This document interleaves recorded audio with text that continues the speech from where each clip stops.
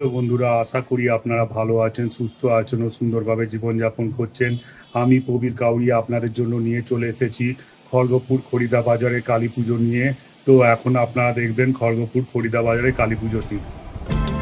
আমরা এখন চলেছি খড়গপুর খড়িদা বাজারে কালী পুজোটি দেখার জন্য। তো এই রাস্তা দিয়ে সোজা চলে গেলেই আপনারা দেখতে পাবেন খড়গপুর খড়িদা বাজারে কালী পুজোটি। এখানে কালী পুজোটি খুবই বিখ্যাত। আশেপাশে যত কালী পুজো হয় তার তুলনায় এই কালী পুজোটি খুবই বিখ্যাত। আর এই কালী মূর্তিটি খুবই বড় তৈরি করা হয়। আপনারা দেখবেন কালী মূর্তিটি খুবই বড়। এখানে আশেপাশের যত কালী পুজো হয় তার তুলনায় এখানে কালী মূর্তিটি অনেক বড়। আমরা এখন চলেছি খড়িদা বাজারে কালী পুজো দেখার জন্য। তো প্যান্ডেলটির সামনে এসে গেছি।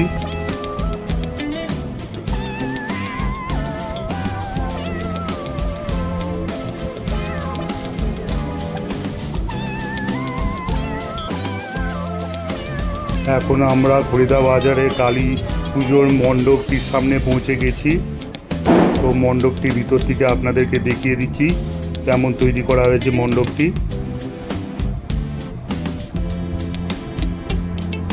আপনারা এখন মণ্ডপটির ভিতরের অংশ দেখছেন।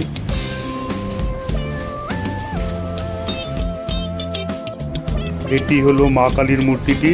তো মা কালীর মূর্তিটি এখানে খুবই সুপ্রচলিত। আর এই মূর্তিটির জন্যেই এখানে আশেপাশে এই পুজোর অনেক নামডাক আছে। আপনাদেরকে মূর্তিটি ভালো করে দেখিয়ে দিচ্ছি।